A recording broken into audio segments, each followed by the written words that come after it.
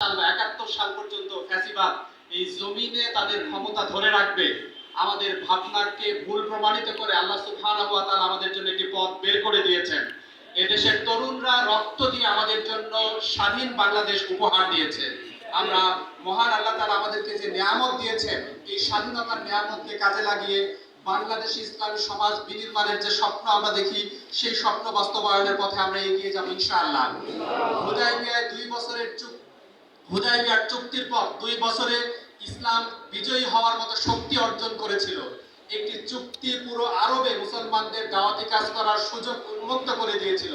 সেই সুযোগকে যথাযথভাবে কাজে লাগিয়ে মাত্র 2 বছরের ব্যবধানে ইসলাম একটি বিজয়ী শক্তি হিসেবে আবির্ভূত হতে সক্ষম হয়েছিল। আমরা বিশ্বাস রাখি আল্লাহ তাআলা আমাদেরকে যে সুযোগ দিয়েছেন, এই সুযোগকে কাজে লাগিয়ে আমরা খুব কাছাকাছি সময়ের মাঝে এদেশে ইসলামকে পরিপূর্ণরূপে বিজয়ী আদর্শ হিসেবে দেখার মতো আমরা একটি পরিবেশ তৈরি করতে সক্ষম হব আমরা ইনশাআল্লাহ।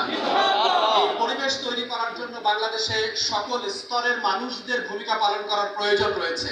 আমরা একটি লড়াইয়ে অবতীর্ণ হয়েছি। আমাদের এই লড়াই হলো বাতিলপন্থীদের সাথে ইসলামপন্থীদের লড়াই, বাতিলপন্থীদের সাথে মোকাবেলা করে ইসলামকে বিজয়ী করার লড়াই। এই লড়াইয়ে আসলে বিভিন্ন প্রান্ত থেকে আমাদের ভূমিকা পালন করতে হয়। একটা ব্যাটল ফিল্ডকে চিন্তা করবেন, একটি যুদ্ধের ময়দানকে চিন্তা করবেন। যুদ্ধের ময়দানের সম্মুখে কাউকে ভূমিকা পালন করতে হয়, কাউকে পেছনে থেকে ভূমিকা পালন করতে হয়, আবার কাউকে গিরিপথে ভূমিকা পালন করতে হয়।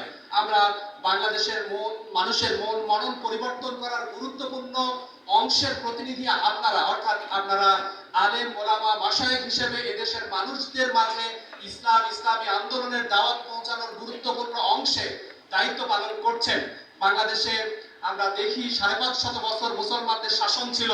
মুসলমানদের শাসন পরবর্তী 190 বছরের ব্রিটিশ শাসনে ইসলামকে যখন ধ্বংস করার প্রয়াস চলেছে, মুসলমানদের বুক থেকে কোরআন কেড়ে নেওয়া হয়েছে, মুসলমানদের উপর যখন তারা তাদের শাসনকে স্থায়ী করার ষড়যন্ত্রে লিপ্ত ছিল, সেই সময় এদেশে ইসলামকে বাঁচিয়ে রাখার আন্দোলন করেছে আলেম ওলামারা, ইসলামী শিক্ষাকে বাঁচিয়ে রাখার আন্দোলন করেছে আলেম ওলামা, যার ফলশ্রুতিতে আজকে আমরা এখনো দেখছি এদেশের মানুষের মাঝে ইসলাম প্রেম, ইসলামের প্রতি ভালোবাসার কমতি নাই। যদি আলেম ওলামারা ইসলামী শিক্ষা ধরে রাখার প্রয়াস না চালাতো, মক্তব মাদ্রাসা প্রতিষ্ঠার মধ্য দিয়ে ইসলামী শিক্ষা ব্যবস্থা জারি রাখার প্রচেষ্টা না চালাতো, আজকে আমরা এদেশের মানুষের মাঝে ইসলামের যে প্রেম ভালোবাসা দেখছি তা আমরা দেখতে পেতাম না। আজকে এই যুগেও খেয়াল করছি মানুষদের আলেম ওলামার প্রতি শ্রদ্ধা ভালোবাসার কোনো কমতি নেই। আলেম ওলামারা যখন কোথাও মাহফিল করার জন্য বা বিভিন্ন ভাবে আলেম ওলামারা জনসাধারণের কাছে যান, জনসাধারণরা তার ভালোবাসার প্রকাশ ঘটায়। এই ভালোবাসাকে পুঁজি করে জনসাধারণকে সত্য সঠিক দিন বোঝানো, সত্য সঠিক দিনে আন্দোলন বোঝানোর দায়িত্ব পালন আপনাদেরই করতে হবে। বিশেষভাবে সময় কম, আমার কয়েকটি বিষয়ে দৃষ্টি আকর্ষণ ছিল, আমি কেবল পয়েন্ট ভিত্তিক বলে যাচ্ছি। আমরা আমাদের সমাজে নব্য জাহিলিয়াত কায়েম হতে দেখেছি। বিশেষত আওয়ামী সরকারের 15 বছরে নতুন নতুন জাহিলিয়াত সৃষ্টি করেছে আওয়ামী লীগ। জাহিলিয়াতের মোকাবেলায় সমাজ সংশোধনের দায়িত্ব আলেম ওলামাদেরকে গ্রহণ করতে হবে। ইসলামী আন্দোলন একটি সামাজিক আন্দোলন, ইসলামী আন্দোলন সমাজ পরিবর্তনের আন্দোলন, ইসলামী আন্দোলন সমাজ থেকে কুসংস্কার দূর করার আন্দোলন।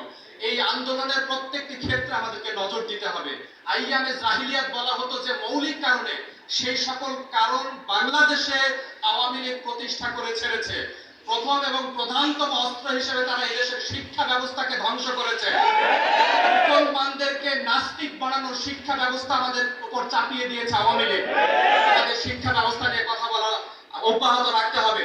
আওয়ামী শিক্ষা ব্যবস্থার সব খারাপ দিকগুলোকে সামনে নিয়ে এসে সঠিক এবং ইসলামী শিক্ষাকে এদেশের মানুষের সামনে তুলে ধরার চেষ্টা করতে হবে। পরিকল্পিতভাবে এদেশের মক্তব ব্যবস্থাকে ধ্বংস করা হয়েছে। এদেশের তরুণরা কুরআন শিখত মক্তব ব্যবস্থাকে পরিপূর্ণরূপে ধ্বংস করে কুরআন শিক্ষার রাস্তা তারা একরকম বন্ধ করে দিয়েছিল। বাংলাদেশের প্রত্যেকটি মসজিদে আবার মক্তবকে সচল করার আন্দোলন আমাদেরকে করতে হবে। মক্তব আন্দোলনের মধ্য দিয়ে আমি বিশ্বাস করি কুরআন বিমুখ জাতি করার যে ষড়যন্ত্র, সেই ষড়যন্ত্র আমরা ব্যর্থ করে দিতে পারবো ইনশাআল্লাহ। বাংলাদেশে মাদ্রাসা শিক্ষা ব্যবস্থাকে পরিকল্পিতভাবে ধ্বংস করা হয়েছে। মাদ্রাসায় ক্লাস নেই, পরীক্ষা নেই, মাদ্রাসার পরীক্ষায় নকলের মতো সংবাদ আমাদেরকে শুনতে হয়। এই শিক্ষা ব্যবস্থাকে পরিশুদ্ধ করার দায়িত্ব আপনাদেরকে গ্রহণ করতে হবে।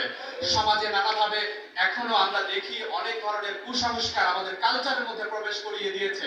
এটিকে বাংলাদেশী সংস্কৃতি বা বাঙালি সংস্কৃতি বলে এই কুসংস্কার সমূহ এদেশে স্থায়ী করার প্রয়াস চালিয়েছে। আলেমরা আমাদেরকে সিদ্ধান্ত গ্রহণ করতে হবে কুসংস্কারকে দূর করে ইসলামী তাহজিব তামদ্দুন দিয়ে সমাজ পরিচালিত হবে। সমাজের প্রতিটি কালচারে ইসলাম প্রবেশ করানোর দায়িত্ব আপনাদের আমাদের গ্রহণ করতে হবে।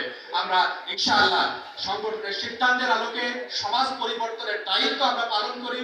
আমরা আমাদের দায়িত্ব পালনে আরো অধিক সচেতন হব। বিশেষত পরিবর্তিত রাজনৈতিক ব্যবস্থায় আল্লাহ তাআলা আমাদেরকে যে সুযোগ দিয়েছেন সেই সুযোগকে কাজে লাগাবো ইনশাআল্লাহ। এই সুযোগকে কাজে লাগাতে গিয়ে আমাদের শত্রুরা বসে থাকবে না, দুশমনের ষড়যন্ত্র কখনো বন্ধ থাকবে না। শত্রু চিনতে শিখতে হবে। আওয়ামী লীগ বাংলাদেশ থেকে পালিয়েছে, শত্রু বাংলাদেশ থেকে এখনো পালায় নাই। সময় শত্রু চিনতে ভুল করি। ইসলামের সঠিক শত্রুদেরকে আইডেন্টিফাই করা এবং তাদের মোকাবেলায় ইসলামকে বিজয়ী করার এই আন্দোলনে আমরা অব্যাহতভাবে আমাদের সংগ্রাম চালিয়ে যাব। আল্লাহ তাআলা তৌফিক দান করুন। আমিন। আসসালামু আলাইকুম ওয়া রাহমাতুল্লাহ। ধন্যবাদ।